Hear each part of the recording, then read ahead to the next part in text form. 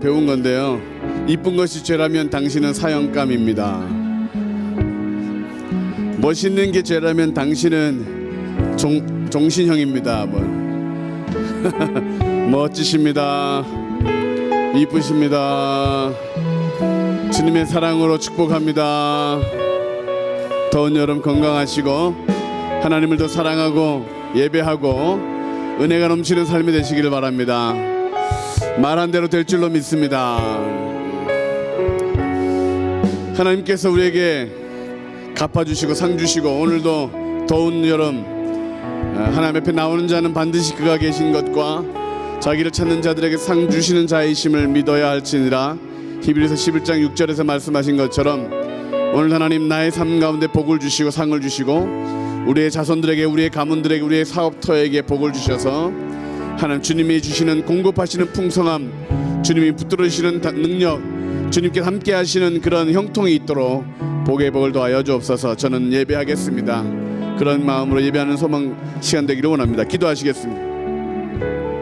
주를 위하여 아끼지 않을 때에 하나님께서 우리를 향하여 풍성하게 채워주시고 하나님 작은 신음에도 응답하시고 소자에게 물 한 잔 건넨 것도 기억하시며 갚아주시는 하나님, 오늘도 신령과 진정의 예배를 드리기 원하오니 주님 우리 가운데 임하여 주시고 상 주시고 몸의 강건함과 병의 치료가 있게 해주시고 우리 삶 가운데 모든 닫힌 문이 열리게 하시고 축복의 통로가 열리는 복된 시간 되게 하여 주옵소서. 전심으로 주님을 의지하오니 이제 찬양하오니 영광 받아 주시옵시고 우리 가운데 하나님 크신 능력으로 함께하여 주옵소서. 예수님의 이름으로 기도하옵나이다. 아멘. 날이 저물어 갈 때 빈들에서 거릴 때 그때가 하나님의 때, 내 힘으로 안 될 때 빈손으로 걸을 때 내가 고백해 여호와 이래. 다시 한번 날이 저물어 갈 때, 날이 저물어 갈 때 빈들에서 걸을 때 그때가 하나님의 때, 내 힘으로 안 될 때 빈손으로 걸을 때 내가 고백해 여호와 이래. 주가 일하시네, 주가 일하시네, 주께 아끼지 않는 자에게 주가 일하시네, 주가 일하시네, 신뢰하며 걷는 자에게 주가 일하시네, 주가 일하시네, 주께 아끼지 않는 자에게 주가 일하시네, 주가 일하시네, 신뢰하며 걷는 자에게. 우리 모인 이곳에, 우리 모인 이곳에 주님 함께 계시네, 누리네 아버지 은혜. 작은 떡과 물고기 내 모든 걸 드릴 때 모두 고백해 여호와 이래. 우리 모인 이곳에 함께 하십니다. 우리 모인 이곳에 주님 함께 계시네, 누리네 아버지 은혜. 작은 떡과 물고기 내 모든 걸 드릴 때 모두 고백해 여호와 이래. 주가 일하시네, 주가 일하시네, 주가 일하시네, 주께 아끼지 않는 자에게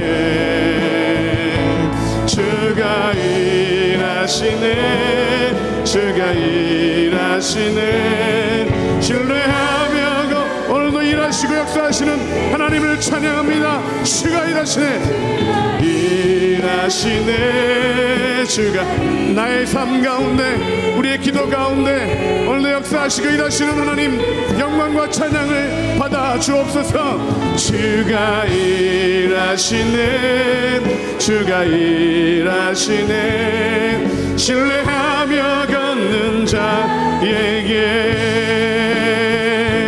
주가 일하시네 주가 일하시네 주께 아끼지 않는 자에게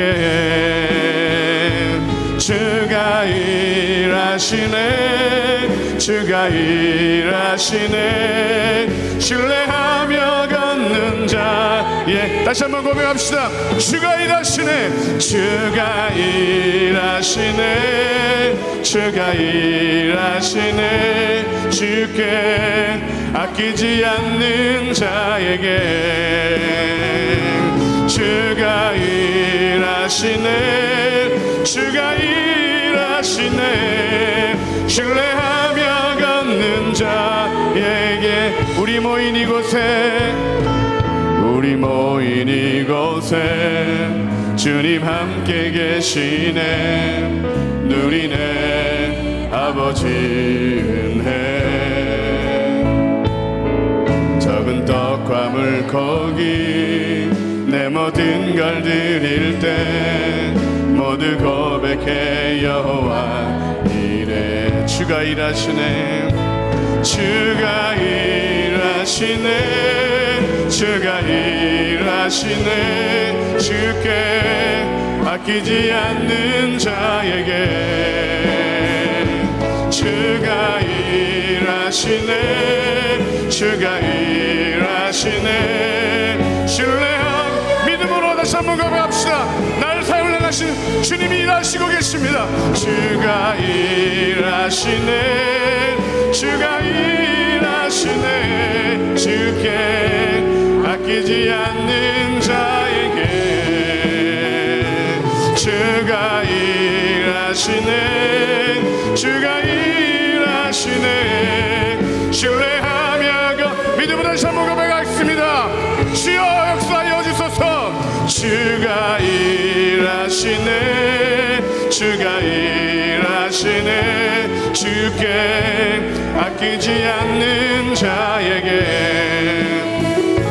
주가 일하시네 주가 일하시네 신뢰하며 걷는 자에게 내가 매일 십자가 앞에 더 가까이 가오니 그새 주의 흘린 보배 피로써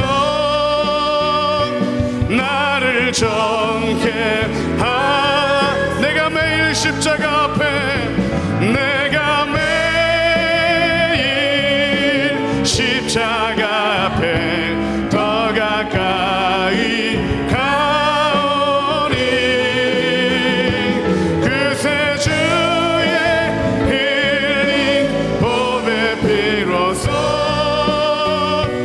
나를 정케 하소서. 아멘. 오늘 일하실 주님을 기대하며 힘차게 박수며 찬양하시겠습니다.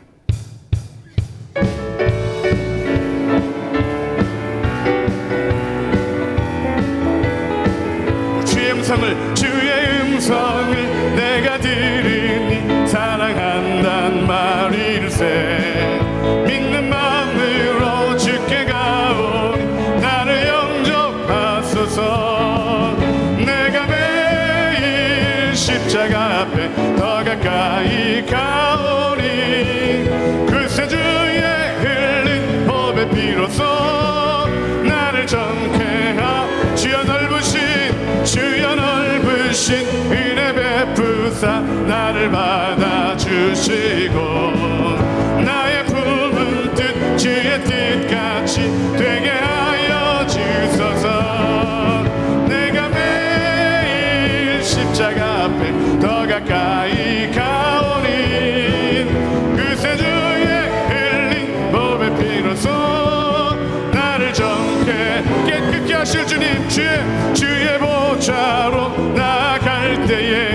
어찌하니 기쁠까. 주의 얼굴을 항상 배우니 더욱 친근합니다. 내가 매일 십자가 앞에 더 가까이 가오니 그새 주의 흘린 보배 피로써 나를 정케. 우리 구주의 넓은 사랑을, 구주의 넓은 사랑을 증량할 자. 나를 향하신 그 크신 사랑, 주가 주시는 참된 기쁨도 헤아릴 수 없도 내가 매일 십자가 앞에 더 가까이 가오니 그새 주의 흘린 보배 피를 힘을 다하여 주님을 찬양합시다. 내가 매일 십자가 앞에, 내가 매일 십자가 앞에 더 가까이 가오니 그새 주의 흘린 보배 피로써 나를 정케. 다시 한번 내가 매일 십자가 앞에, 매일 십자가 앞에 더 가까이 가오니 그새 주의 흘린 보배 피로써 나를 정케. 죄에서 자유를 얻게 함은 보혈의 능력, 주의 보혈. 시험을 이기고 승리하니 참 놀라운 능력. 다시 한번 죄에서 자유를 얻게 함은 보혈의 능력, 주의 보혈. 장염을 이기고 승리하니 참 놀라운 능력이로다. 주의 보혈 능력이 또다. 주의 피 믿음. 바로 저와 여러분을 향한 주의 보혈, 그 어린 양의 매우 귀중한 피로 육체의 정력을 이길 힘은 보혈의 능력, 주의 보혈. 정결한 마음을 얻게 하니 참노. 이런 역사가 오늘 이룰 건데 이루어질 줄로 믿습니다. 할렐루야.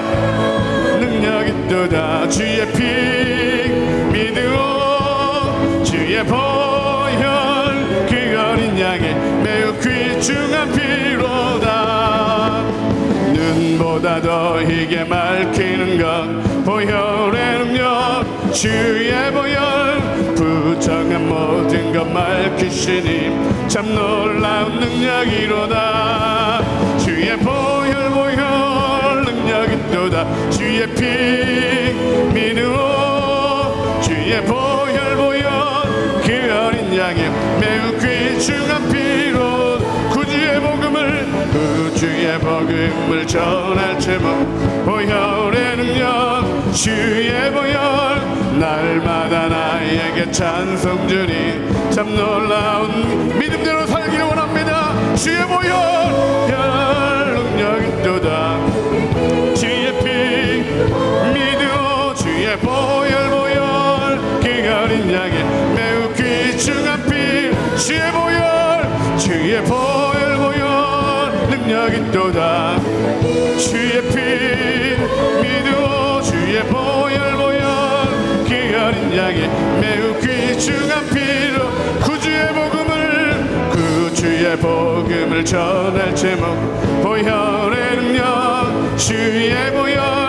날마다 나에게 찬송 주님 참 놀라운 능력이로다. 할렐루야. 보혈 능력이 또다. 주의 피 믿으오. 주의 모든 찬양과 경배를 우리 주님 앞에 드립니다. 주의 보혈을 찬양합니다. 할렐루야. 주의 보혈 능력이 또다. 주의 피 믿으오. 주의 보혈 그 어린 양의 매우 귀중한 피, 살아계신 주 나의 참된 소망, 걱정 근심 전혀 없네. 사랑의 주네 갈 길 인도하니 내 모든 삶의 기쁨 늘 충만한 주 하나님 독생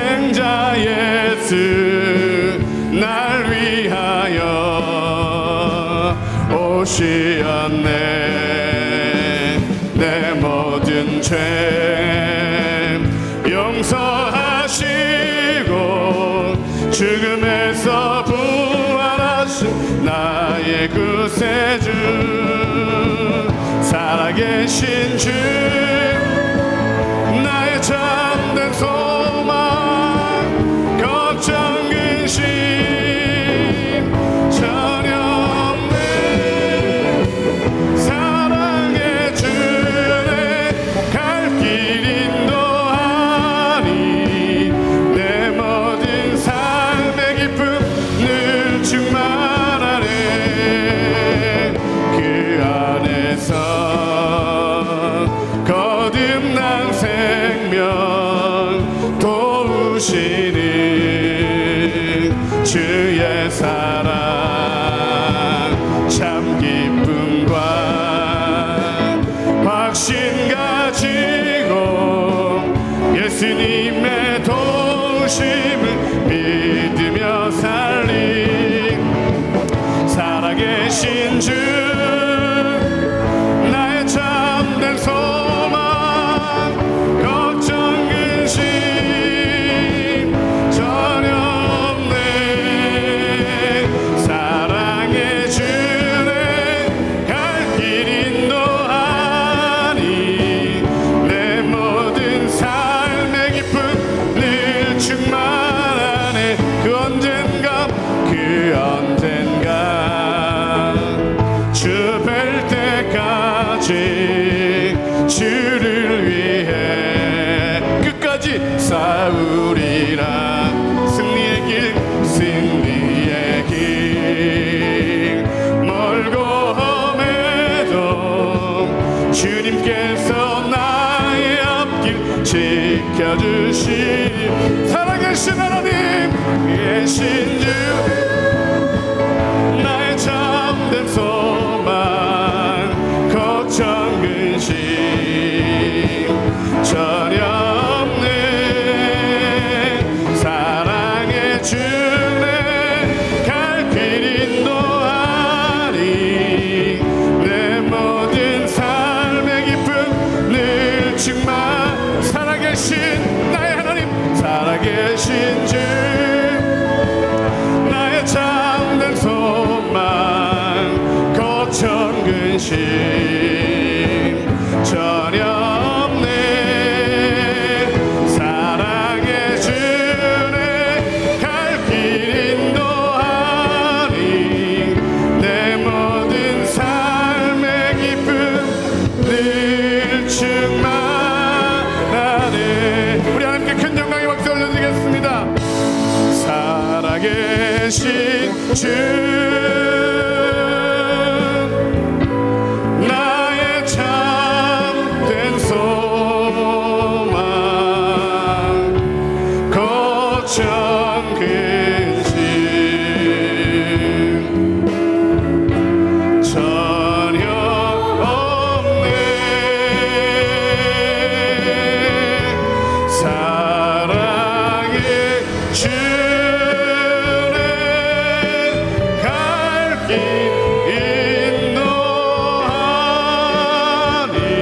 인도하니 내 모든 삶의 기쁨 늘 충만하네.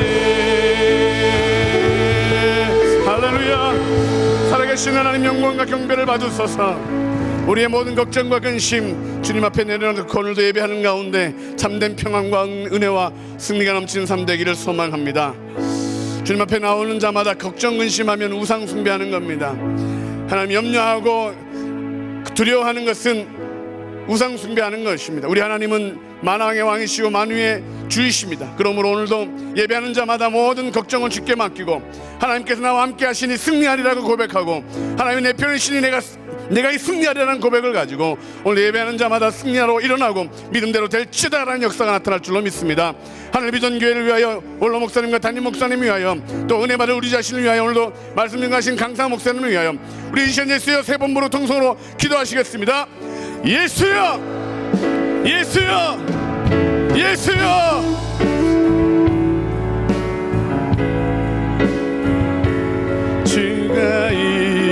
일하시네 주가 일하시네 주께 아끼지 않는 자에게 주가 일하시네 주가 일하시네 신뢰하며 걷는 자에게 주가 일하시네 주가 일하심에 주께 아끼지 않는 너에게 주가 일하시네 주가 일하시네 신뢰하며 모든 역사가 우리 가운데 임하게 인도하여 주옵소서. 하나님 아버지 역사하여 주시고 우리의 생각과 우리의 모든 것들을 다 밝혀주시며 주 안에서 아버지 영광 돌릴 때에 하나님 나라가 확장되며 하나님의 놀라운 은혜가 나타나도록 채워주시옵소서. 주의 역사하여 주시고 하나님 아버지 인도하여 주시옵소서.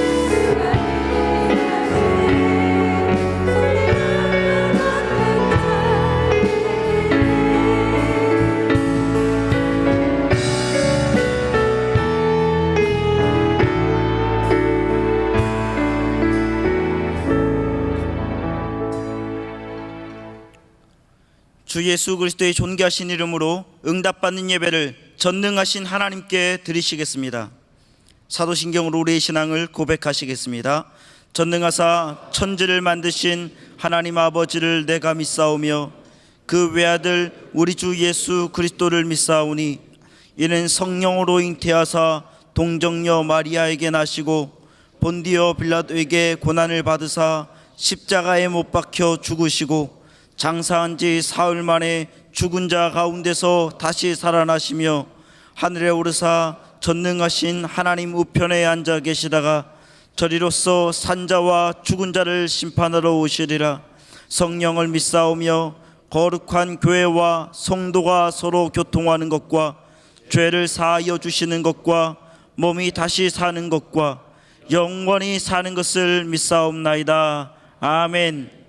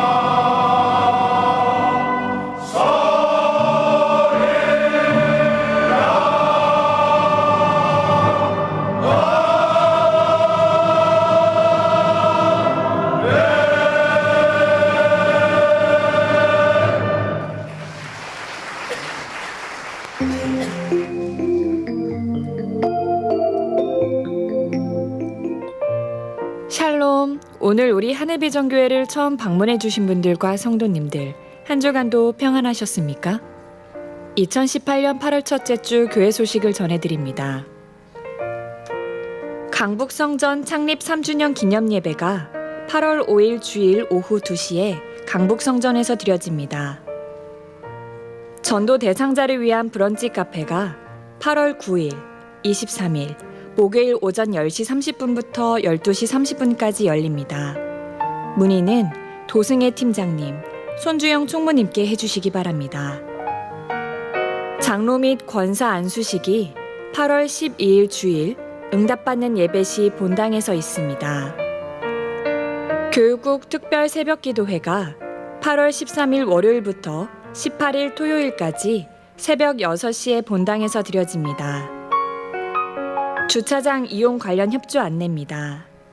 예배가 있는 날은 교육관 주차장을 아이를 동반한 성도들이 이용할 수 있도록 협조 부탁드립니다. 행복한 예배, 소망팀 여름수련회가 탈출이라는 주제로 8월 10일 금요일부터 11일 토요일까지 제1교육관 5층 행복한 예배실에서 드려집니다. 운영위원회가 8월 10일 금요일 저녁 7시에 엘림실에서 있습니다. 2차 MD 가만히 전도 세미나가 8월 15일 수요일 본당에서 드려집니다. 강사로는 주준석 목사님께서 섬겨주십니다. 천마 어린이집에서 보육도우미를 모집합니다. 문의는 문정현 원장님께 해주시기 바랍니다. 이상 하늘비전 뉴스를 마칩니다. 고맙습니다. 추가 광고를 드리겠습니다. 한기채 목사님의 책 성경을 꿰뚫어라가 하늘 서점에서 판매 중이라고 합니다. 성도님들의 많은 관심 바랍니다. 이 시간 예배를 위하여 서성권 장로님 대표해서 기도해 주시겠습니다.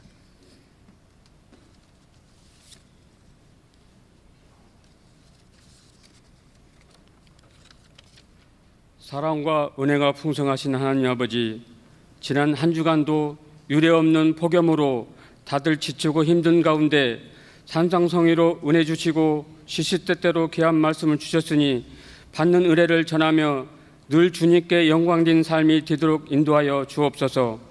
하나님 아버지, 우리가 믿는 자로서 무더위에 탓하며 게으르고 나태함으로 살지 않았는지 뒤돌아보게 하시고 우리들의 죄를 용서하여 주옵소서.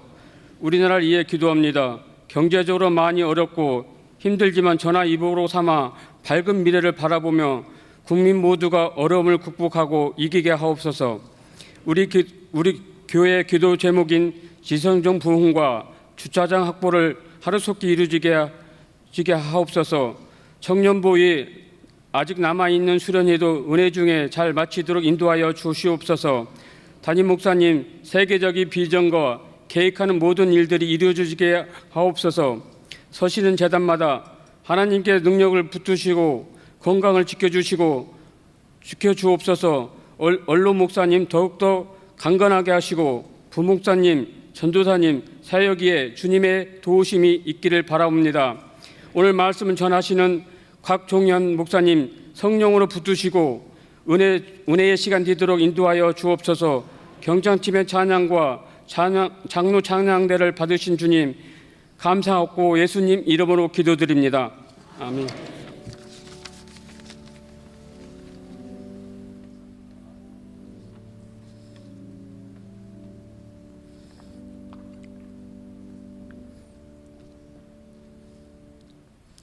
이 시간 우리에게 주신 하나님의 말씀은 구약 성경 102면에 있는 출애굽기 14장 1절로 14절 말씀입니다. 구약 성경 출애굽기 14장 1절로 14절 말씀입니다. 다 찾으신 줄 알고 제가 봉독해 드리겠습니다. 여호와께서 모세에게 말씀하여 이르시되 이스라엘 자손에게 명령하여 돌이켜 바다와 믹돌 사이에 바히롯 앞 곧 바알스본 맞은편 바닷가에 장막을 치게 하라.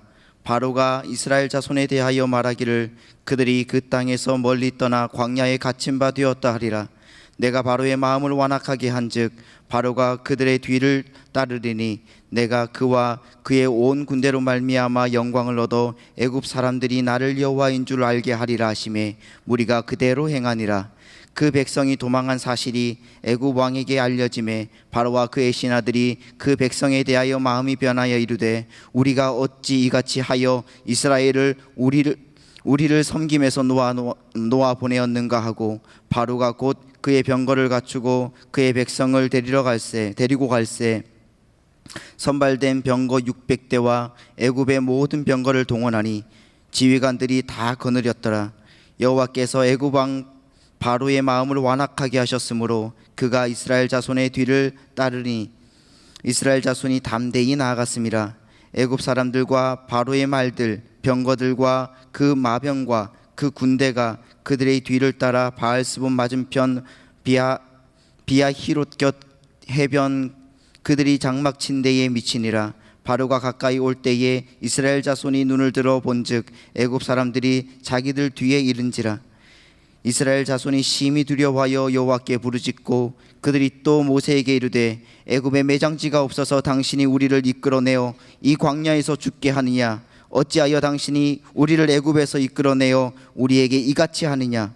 우리가 애굽에게 당신에게 이른 말이 이것이 아니냐?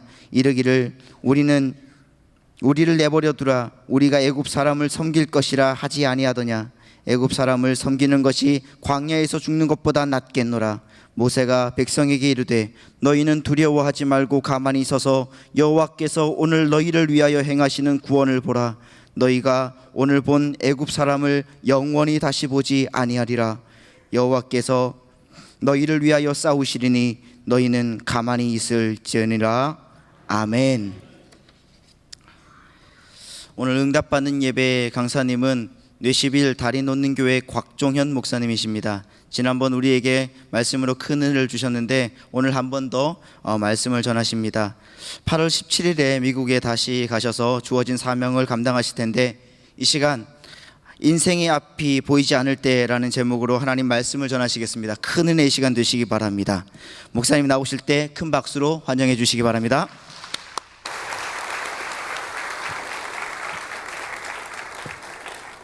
할렐루야. 밖에 날씨가 많이 더운데 오후 4시에 또 이렇게 많은 분들이 모여서 예배하는 모습이 얼마나 아름답고 또 좋은지 모르겠습니다. 저는 하늘비전교회가 옛날 서울중앙침례교회일 때 6살 때부터 이 교회 다녔습니다.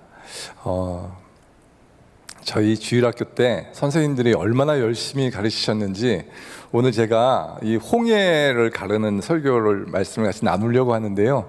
이 말씀은 곰곰이 생각해 보니까 제가 어렸을 때 정말 인상 깊게 들었던 전도사님의 또 선생님들의 설교 말씀이 제 마음 가운데 남아 있어서 그것이 이게 근본이 되어서 설교를 준비하게 되었던 것을 생각합니다. 어떻게 보면 우리 아이들요 아무것도 모르는 것 같은데 그 아이들에게 투자하고 그 아이들에게 성경 말씀을 잘 가르치니까 나중에는 커서 목회자가 되고 선교사가 되고 주의 말씀을 전하는 종이 되어서 하나님께 영광 돌립니다. 여러분들 아이들 위해서 더 열심히 투자하시고 교사로 또 많이 봉사해 주시면 좋을 것 같아요. 제가 작년에 올랜도 플로리다 미국에 있으면 이렇게 미국의 오른쪽 맨 끝에 있는 데인데요. 거기에 휴가를 간 적이 있습니다. 저는 미국의 내시빌에 살고 있고요. 제 아내 사모와 또 딸 셋 그리고 장인 장모님 이렇게 7명이서 한 집에 살고 있습니다.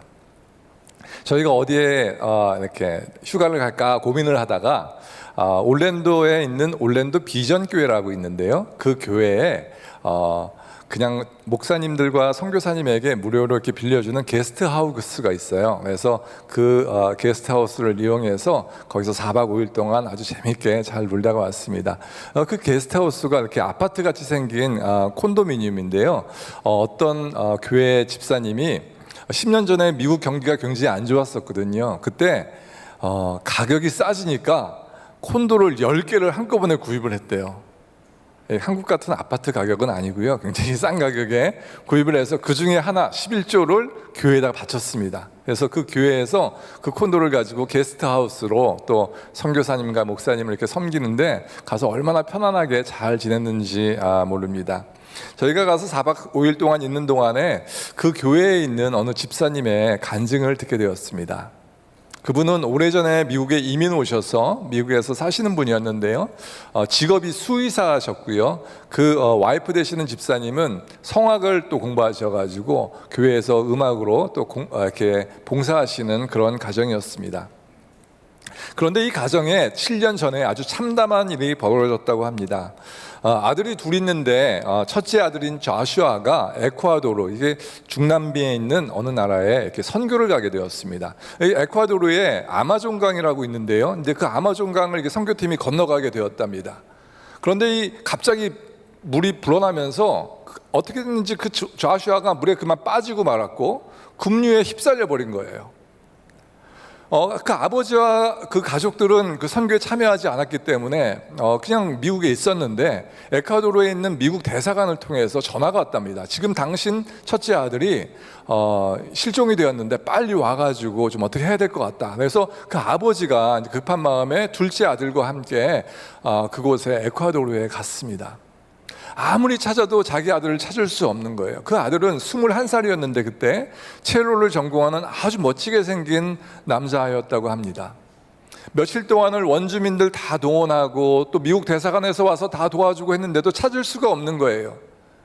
그리고 한 일주일이 지나서 그곳에서부터 약 4마일 정도 떨어진 곳에서 그 아들이 싸늘한 주검으로 발견되었다고 합니다. 자식을 먼저 하늘나라로 보낸 그 아버지의 마음, 여러분 충분히 그 마음이 얼마나 참담했을지 짐작이 가실 줄로 믿습니다. 오늘 말씀을 보니까 출애굽을 하던 이 이스라엘 백성 가운데에서도 참담한 일이 벌어진 것을 보게 됩니다. 홍해 바다 앞에 있는 이스라엘 백성들은 두려움에 떨고 있었습니다. 그들은 애굽을 탈출해 나온 지가 얼마 안 됐어요. 하나님께서 기적을 보여주셨습니다. 10가지 재앙을 통하여서 그들을 기적적으로 애굽에서 탈출시켰습니다. 그러나 그들 마음 가운데는 아직도 두려운 마음이 있었다라는 것이에요. 왜냐하면 지금 뒤에서 애굽의 군대가 쫓아오고 있는데 그 애굽의 군대는 그 당시에 세계에서 가장 강력한 군대였습니다.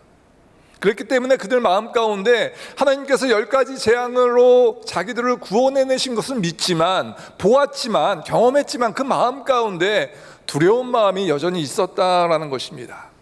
제가 이 말씀을 곰곰이 묵상하다가 아주 중요한 단어 하나를 발견하게 됩니다. 여러분 2절 말씀 같이 한번 읽어보시겠습니까? 2절 말씀 시작. 이스라엘 자손에게 명령하여 돌이켜 바다와 믹돌 사이에 비하히롯 앞 곧 바알스본 맞은편 바닷가에 장막을 치게 하라. 여기서 중요한 단어는요, 제가 보았던 단어는 돌이켜라는 단어예요. 돌이켜. 이스라엘 백성들은요, 지도를 보시면 남동쪽으로 탈출을 하고 있었습니다. 그런데 하나님께서 그들을 돌이켜서 북동쪽으로 올라가라라고 이야기하는 것이 2절 말씀 가운데 나와 있는 것입니다. 북동쪽으로 거꾸로 올라가서 거기에다가 장막을 치라라고 하나님께서 명령하십니다. 그들에게 바다와 믹돌 사이에 비하히롯 앞에 장막을 치게 하라라고 명령하세요. 바다는 무슨 바다입니까? 홍해 바다예요. 여러분 믹돌이라는 것은요 아주 높은 타워입니다. 타워. 그리고 말씀 가운데 나온 비하히롯은 뭐냐면 운하, 아니면 조그만 이렇게 물이 시작되는 만 같은 것을 비하히롯이라고 하였다고 합니다. 다시 이야기하면 앞에는 홍해 바다가 가로막혀 있고 오른쪽은 높은 믹돌이라는 큰 타워가 있고 왼쪽도 물이 시작되는 만이 시작되는 곳이었어요. 그 삼면이 가로막힌 그곳에 하나님께서 장막을 치라라는 것이 오늘 말씀 가운데 나온 이야기입니다. 한쪽이 뚫려 있고 삼면이 막혀 있는 그곳에 왜 하나님께서 장막을 치라라고 이야기하셨을까? 가던 길에 그곳이 있어서 그곳에다 장막을 치라라고 말한 것이 아니고 가던 길에서 다시 돌려서 거꾸로 올라가서 거기에다가 장막을 치라라는 것이 하나님의 명령입니다. 그리고 하나님께서 3절 말씀 가운데 이렇게 말씀하십니다. 같이 한번 읽어보십니다. 바로가 이스라엘 자손에 대하여 말하기를 그들이 그 땅에서 멀리 떠나 광야에 갇힌 바 되었다 하리라. 바로는요 이스라엘 백성들이 우왕좌왕하다가 어쩔 수 없어서 그 가운데 갇혔다라고 생각하였다라는 것이죠. 그런 상태에서 나머지 뚫려있는 한 곳으로 지금 애국 군대가 쳐들어오고 있습니다. 여러분 생각해 보세요. 삼면이 막혀 있는 그곳에 마지막 한 곳 뚫린 곳에 애국 군대가 쳐들어오고 있으니 그 마음이 어떠했겠는가 충분히 짐작을 할 수 있습니다. 화가 난 백성들이 모세에게 달려가 이야기합니다. 애굽에는 매장지가 없어서 여기까지 와서 우리를 죽게 하느냐? 우리가 애굽에서 그냥 종노릇하면서 살겠다고 너에게 이야기하지 않았느냐? 그런데 왜 가만히 잘 사는 우리를 데려다가 이 고생을 시키고 여기서 모두 몰살당해서 죽게 하느냐라는 것이 이스라엘 백성들이 모세에게 불평한 내용이었습니다. 근데 말씀을 잘 보니까 이스라엘 백성들이 모세에게 대들기만 한 것은 아니었어요. 10절 말씀을 보니까 심히 두려워하여 여호와께 부르짖었다. They cried out to the Lord 라고 표현하고 있는데요. cry out이 뭐냐면 막 울면서 하나님 도와주세요 이렇게 하는 것이 cry out 하는 거거든요. 예, 막 울면서 부르짖고 있었다라는 것이, 이 사람들은요 그냥 모세에게 대들기만 한 것은 아니었고 하나님께도 부르짖고 있었다라는 것을 성경을 통하여서 볼 수 있습니다. 삼면이 막힌 상태에서 마지막 뚫린 한 곳으로 세계 최강의 군대인 애국 군대가 이스라엘 백성을 죽이려고 쳐들어오고 있습니다. 오늘 말씀 가운데 보니까 특별병거라고 쓰여져 있는 표현이 있는데요. 그것은 보통 병거는요 약 병거가 100대에서 150대가 보통 병거라고 합니다. 이 특별병거는요 약 600대가 편성된 굉장히 큰 군대예요, 군대. 예. 오늘 말씀해 보니까 그 특별병거와 함께 애굽에 있는 모든 병거를 다 동원해서 이스라엘 백성을 쫓고 있는 것이 말씀 가운데 나와 있습니다. 그 군대의 위력 앞에서 이 모든 사람들이 다 패닉 상태가 되어버린 것입니다. 저는 이런 생각을 해봐요. 하나님께서 왜 그렇게 하셨을까? 하나님께서 미리 진작 좀 얘기 좀 해주시면 어떻을까? 야 걱정하지 마. 지금 쳐들어오고 있는데 내가 조금 있다가 홍해를 짜자잔 갈라서 너희를 건너가게 할 거야. 그리고 애굽 백성이 오면은 그 사람들은 다 물에 빠져서 죽게 할 거야 라고 친절하게 말해 주셨으면 좋았을 텐데 말씀을 보니까 그렇게 말씀하시지 않으십니다. 4절 말씀, 내가 바로의 마음을 완악하게 한즉 바로가 그들의 뒤를 따르리니 내가 그와 그의 온 군대로 말미암아 영광을 얻어 애굽 사람들이 나를 여호와인 줄 알게 하리라.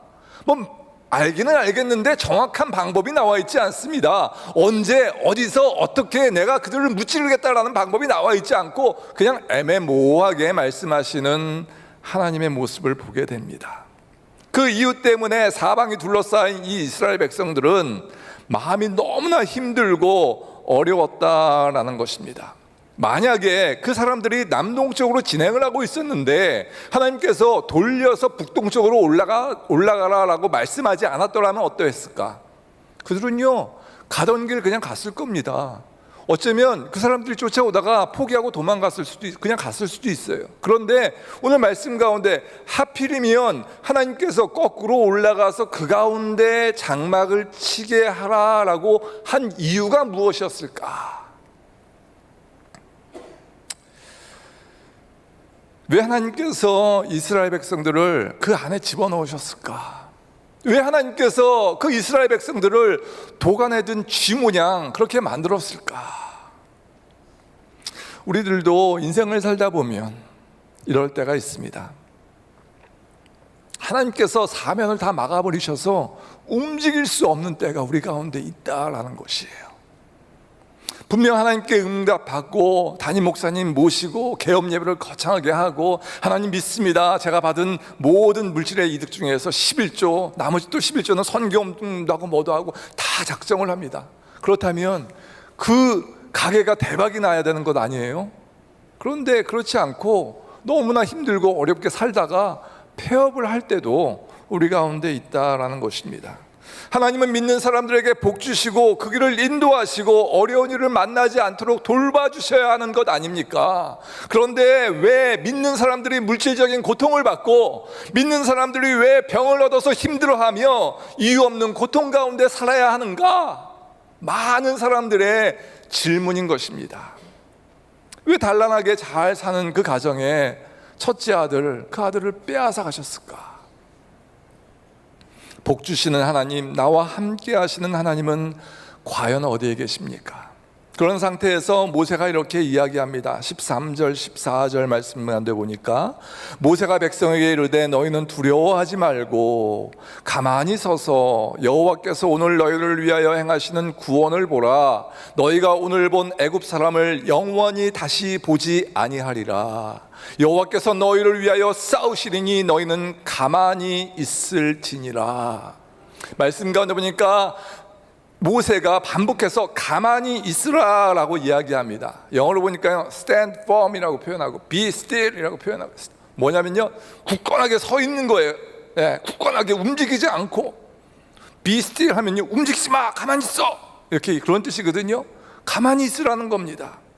여러분 생각해 보세요. 이대로 가만히 있으면 분명히 애굽 백성, 애굽 군인들에게 다 잡혀서 죽을 모양이에요. 어떻게 해야 합니까? 있는 칼이라도 가지고 싸우든지, 아니면 정 안 되겠으면 헤엄을 쳐가지고 홍해 넘어가가지고 건너가든지 해야 될 것 아닙니까? 그런데 하나님께서는 그렇게 말씀하시지 않고 가만히 있으라라고 모세를 통하여서 이야기하였다라는 것입니다. 가만히 있으라라고 명령한 모세는 어떠했는가? 말씀을 잘 살펴보니까요, 그냥 기도도 하지 않고 가만히 있지는 않았던 것 같아요. 말씀의 해답이 있습니다. 15절 보니까 하나님께서 너는 어찌하여 내게 부르짖느냐라고 말씀하시는 것으로 보아서 모세도 하나님께 부르짖고 있었다라는 것이에요. 그런데 그 이후의 행동이 백성과 틀렸습니다. 백성들은요, 하나님께도 부르짖었지만 자기의 모든 이 상태에 대해서 모세에게 원망하고 불평하고 하였지만, 모세는 하나님께 부르짖고 나서 가만히 있었다라는 것입니다. 우리는 하나님께 부르짖어야 합니다.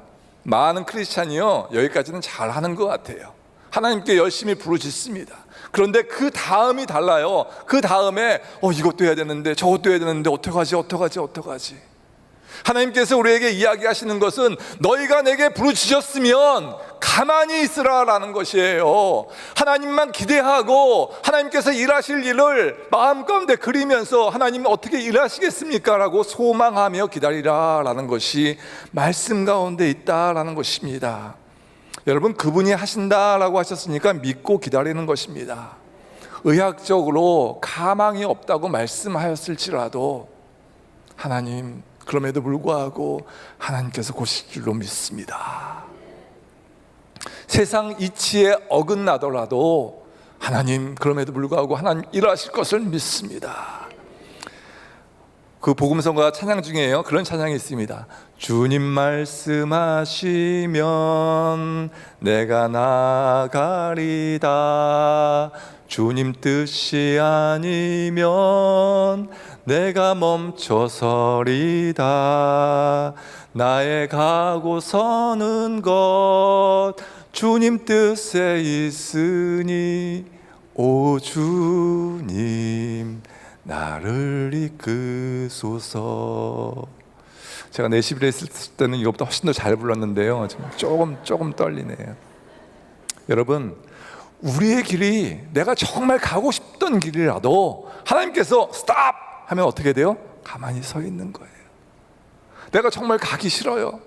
하나님께서 가야 돼, 고! 그러면 어떻게 해요? 가는 겁니다. 많은 사람들이 주님의 뜻과 상관없이 상처에 반응합니다. 주님의 뜻과 상관없이 내 주장, 내 의지, 내 선호대로 판단하고 결정합니다. 내 인생에 거대한 폭풍우가 몰려오더라도 저 깊은 바닷속같이 고요하게 잠잠하게 가만히 있기 위해서는 연습이 필요해요. 훈련이 필요합니다. 여러분 생각해 보세요. 앞뒤로 꽉꽉 막혀 있는 가운데 가장 힘든 것이 무엇이겠습니까? 어떻게 하는 것이 가장 힘든 것이에요? 가만히 있는 것이요, 세상에서 제일 힘든 겁니다. 세상적으로 볼 때에는 가장 무능력하고 부질없는 것이 가만히 있는 것이에요. 그런데 그 가만히 있는 것이, 가만히 하나님의 음성을 듣는 것이 우리의 가장 큰 능력인 줄로 믿으시기 바랍니다. 그럼에도 불구하고 제 마음 가운데 왜 하나님이 이스라엘 백성들을 그 사방이 막힌 곳에 가두어 놓았을까? 아직도 풀리지 않는 숙제였어요. 왜 우리 하나님은 항상 일하실 때 그런 식으로 일하시는가? 그런데 성경을 다시 보니까 거기에 답이 있었습니다. 출애굽기 13장 17절과 18절 말씀, 같이 한번 읽어보실까요? 같이 읽습니다. 시작. 바로가 백성을 보낸 후에 블레셋 사람의 땅의 길은 가까울지라도 하나님이 그들을 그 길로 인도하지 아니하셨으니 이는 하나님이 말씀하시기를 이 백성이 전쟁을 하게 되면 마음을 돌이켜 애굽으로 돌아갈까 하셨습니다. 그러므로 하나님이 홍해의 광야 길로 돌려 백성을 인도하심에 이스라엘 자손이 애굽 땅에서 대열을 지어 나올 때, 여러분 보세요. 지도를 보면요, 이 사람들이 가는 길에 가나안으로 가장 빨리 가는 길은요, 이 블레셋 해변, 블레셋 평야, 그것을 지나서 올라가는 것이 가장 빠른 지름길이에요. 그런데 왜 하나님께서 그 길로 인도하지 않으셨어요? 그 가운데 블레셋이라는 군대가 있었는데 글로 인도하면 분명히 블레셋과 전쟁을 할 것이고, 그렇다면 이들이 다시 되돌아갈 것을 마음 가운데 염려하셔서 하나님께서 그 길로 인도하지 아니하시고 홍해 길로 인도하셨다라는 것입니다. 여러분, 우리 하나님은요, 어떤 하나님이신가? 아버지의 마음, 아버지의 하나님이십니다. 그 하나님은요, 우리 인간이, 나의 백성이 혹여나 상처받을까, 혹여나 힘들까, 혹여나 마음 쓸까, 이렇게 저렇게 인도하시는 분이 하나님이신 줄로 믿으시기 바랍니다. 그리고 이어지는 13장 21절과 22절 이렇게 고백합니다. 여호와께서 그들 앞에서 가시며 낮에는 구름 기둥으로 그들의 길을 인도하시고 밤에는 불 기둥을 그들에게 비추사 낮이나 밤이나 진행하게 하시니 낮에는 구름 기둥 밤에는 불 기둥이 백성 앞에서 떠나지 아니하니라. 여러분 다 아시는 말씀 아닙니까? 낮에는 구름 기둥이 있어서 시원하게, 밤에는 불 기둥이 있어서 따뜻하게, 그 기둥들이 그 백성들 앞에서 떠나지 아니하였다라는 것입니다. 그런데 재밌는 것은요, 그 구름 기둥은요, 그 사람들이 모세에게 대들며 따지며 네가 뭔데? 라고 이야기하였던 그 낮에도 여전히 있었고, 이 물소 이건 뭐야? 라고 하나님께 불만을 표시하던 그 저녁에도 여전히 불기둥이 있었다라는 것이에요. 여러분 놀랍지 않습니까? 제가 만약에 하나님이라면, 야, 니네가 나한테 그래? 야, 오늘 저녁에는 구름기둥 불기둥 없다, 내일 낮에 한번 더 봐라, 얼마나 더운지 구름기둥 다 재버릴 테니까, 그러셨을 것 같아요. 그런데 하나님은요, 우리의 상황이 어떠하든, 우리의 반응이 어떠하든, 우리의 태도가 어떠하든 상관없이 우리를 항상 불기둥과 구름기둥으로 인도하시는 분이신 줄로 믿으시기 바랍니다. 여러분, 앞에는 홍해가 있고 한쪽은 높은 타워가 있고 한쪽은 운하가 시작되고 막혀있는 한쪽에서, 나머지 뚫려있는 한쪽에서 그 애국 군대가 쳐들어오고 있을 때에도 우리는 가만히 있을 수 있어요. 어떻게? 하나님의 불기둥과 하나님의 구름기둥이 우리와 함께 할 때 그렇게 있을 줄로 믿으시기 바랍니다. 그랬더니 결과가 어떻게 되었습니까? 여러분 잘 아시는 이야기, 홍해가 쫙 갈라지고 이스라엘 백성들은 홍해를 건너가고 그 뒤를 쫓아오던 애굽 군사들은 다 홍해에 수장되었다라고 성경이 말씀합니다. 여러분 이것이 하나님의 일하심인 줄로 믿으시기 바랍니다. 하나님은요 능력의 하나님이십니다. 하나님은요 전능하신 하나님이십니다. 우리가 우리 힘으로 할 수 없는 일을 만났을 때 우리는 기도해야 됩니다. 무릎 꿇어야 합니다. 하나님은 못하실 일이 없어요. 여러분 우리 앞에도 홍해가 갈라지는 놀라운 은혜와 역사가 있어질 줄로 믿으시기 바랍니다. 제가 설교 초반에 말씀드렸던 그 집사님이 어떤 분이셨냐면, 그 올랜도가요 골프장이 어마어마하게 많거든요. 그러니까 주일날 일배배 일찍 드리고 그냥 오후에는 초원에서 노시는 그런 집사님이셨어요. 그런 집사님이 첫째 아들을 하늘나라로 보내고 나서 마음 가운데 하나님이, 야, 네 아들 보내니까 마음이 어떻디? 내가 하나뿐이 없는 내 아들을 너희를 위해서 십자가에 죽게 했다.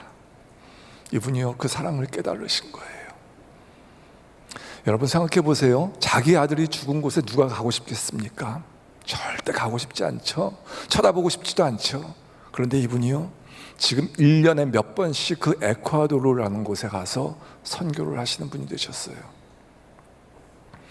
원래 자슈아가 하늘나라로 가던 2011년도 그때가요, 이 올랜도 비전 교회에서 마지막으로 에콰도르 선교를 하기로 했던 해였다고 합니다. 왜냐하면 같이 동역하던 선교사님이 계시는데 총각 선교사님이셨어요. 이 선교사님이 결혼을 해서 다른 곳으로 선교지를 옮기게 되었답니다. 선교사님이 안 계시니까 그러면 우리 올랜도 비전 교회도 다른 곳으로 선교지를 옮깁시다라고 이야기하고 결정을 하고 2011년도가 마지막 선교를 하던 해였어요. 그런데 그 집사님의 아들 좌슈아가 거기서 죽은 거예요. 교회에서 다시 모였습니다. 영어권과 한어권이 다시 모여가지고, 야, 다른 사람이 아니고 우리 집사님 아들이 죽었는데, 내 친구 아들이 거기서 죽었는데 우리가 어떻게 여기 선교 안 할 수 있겠냐, 우리 계속하자. 사람들이 힘을 모았어요. 헌금을 했습니다. 그래서 이름을 좌슈아 프로젝트라고 이름을 줬어요. 여러분, 그 다음에요, 이분들이 정말 열심으로 전심으로 에콰도르를 위해서 기도하고 아직까지 열심히 에콰도르에 선교를 하고 계십니다. 여러분 가운데 혹시 사면이 막혀서 너무 힘들고 어려워하시는 분이 이 가운데 계십니까? 하나님이 나와 함께 하시는 것 같지 않아서 마음이 힘들고 어려운 분이 이 가운데 계십니까? 어쩌면요, 하나님이요, 여러분의 인생을 돌려서 그 사면이 막혀있는 그곳에 집어넣은 줄도 모르겠어요. 여러분 한번 잘 생각해 보십시오. 하나님께서 그 사면이 막힌 곳에 여러분을 집어넣게 하셨다라는 것이에요. 왜? 사면이 막혀 있으니까 누구만 의지하라고? 하나님만 의지하라고. 여러분, 사면이 막혀 있으면 어디가 뚫려 있습니까? 하늘이 뚫려 있습니다. 사면이 막히면 하늘을 봐야 합니다. 한번 따라해 보실까요? 사면이 막히면 하늘을 봐야 합니다. 제 인생에는요, 여러 번 사면이 막혔던 적이 있습니다. 제가 3년 전에 교회에 왔을 때 또 목사님께서 이렇게 설교할 기회를 주셔서 제 간증을 많이 했었는데요, 3년 전에 큰 교통사고, 3년 전이 아니죠, 오래전에 대학교 3학년 때 큰 교통사고가 났어요. 스쿠프라는 스포츠카를 몰고 가다가 봉고 트럭에 치여가지고 이 왼쪽 허벅지뼈가 완전히 부서지고요, 비장은 잘라내고요, 갈비뼈가 부러지면서 폐를 찔러가지고 폐에서는 뇌출혈이 있었습니다. 제가요 6개월 동안 한양대 병원에 있었어요.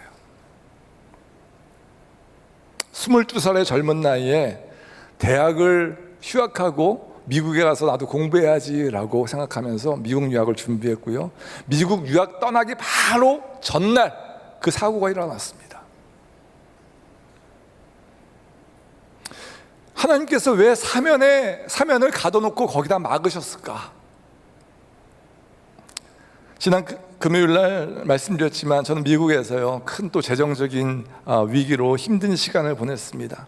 하필이면 제가 비즈니스를 오픈했는데 911이 터져가지고 미국 경제가 그렇게 나빠질 줄 누가 알았겠습니까? 그래서요 저는 하나님을 원망했었습니다. 왜 나에게 이런 고통을 주시느냐고, 왜 내 사면을 다 막아버리냐고 하나님을 원망했었습니다. 22살에 교통사고를 당했을 때도 마찬가지였어요.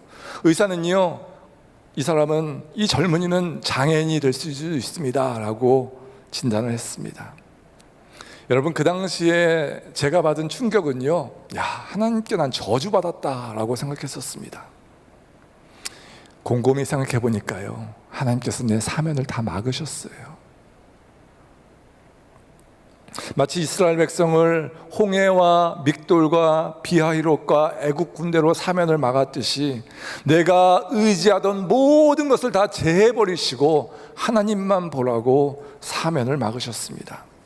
하나님께 감사하는 것은요, 제가 사면이 막혔을 때 하늘을 보았다라는 것입니다. 저는 장로님 아들로 고등부 때는 고등부 회장을 했고요, 교회에서 모범생이었어요. 그런데 대학에 올라가면서 세상 문화에 빠져서 흥청망청 그렇게 지냈었습니다. 그런데 대학교 3학년 때 난 그 교통사고를 통하여서 내가 더 이상 이렇게 살면 안 되겠다, 내 인생 한 번뿐이 없는 인생 하나님 나라와 영광 위에 살아야겠다라고 생각을 하고 그 모든 죄를 뒤로하고 교회에 가서 대학부를 섬기고 열심히 신앙생활을 했었습니다. 재정적인 고난이 왔을 때에는 하나님께서 나를 일찍이 목사로 부르셨는데 내가 지금 뭐 하고 있는가라는 생각을 하게 되었고, 다시 하나님 부족하지만 연약하지만 주의 말씀 전하는 목회자로 사용하여 주옵소서라고 고백하고 무릎 꿇게 되었습니다. 여러분, 이렇게 사면이 막혔을 때 하나님 뜻 가운데 잘 사는 사람도 있지만, 주위를 보니까, 저희 교회 성도들을 보니까 사면이 막혔는데도 여전히 살던 방법대로, 살던 방식대로 사시는 분이 계시더라고요. 여러분, 혹시 여러분의 사면이 막혔다면 하나님 앞에 나오시는 놀라운 은혜가 있기를 간절히 소원합니다. 하나님이 문제의 열쇠가 되십니다. 그 안에 해결책이 있습니다. 우리의 문제는요, 문제가 아니라 문제 가운데 하나님을 찾지 않는 것이 문제인 줄로 믿으시기 바랍니다. 복잡해서 좀 헷갈리시죠? 다시 한번 해드릴게요. 우리의 문제는 문제가 아니라 문제 가운데 하나님을 찾지 않는 것이 문제입니다. 여러분이 하나님을 찾으면요, 여러분 앞에 있는 홍해가 갈라질 줄로 믿으시기 바랍니다. 믿는 사람들 앞에 있는 홍해는 장애물이 아닙니다. 믿는 사람들 앞에 있는 홍해는요, 기도할 수 있는 기회인 줄로 믿으시기 바랍니다. 우리들 앞에 있는 홍해는요, 기적을 체험할 수 있는 기회인 줄로 믿으시기 바랍니다.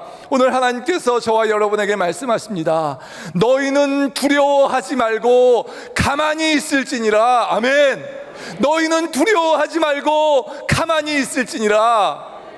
오늘 여러분 가운데 사면이 막혀서 너무나 힘들고 어려운 마음으로 이 자리에 나오신 분이 있다면, 주님 앞에 기도하시고 주님 앞에 무릎 꿇으시고 가만히 잠잠히 하나님의 음성을 들으시는 저와 여러분 되어주시길 간절히 원합니다. 여러분 평생에 불기둥과 구름기둥이 영원히 함께 하실 것입니다.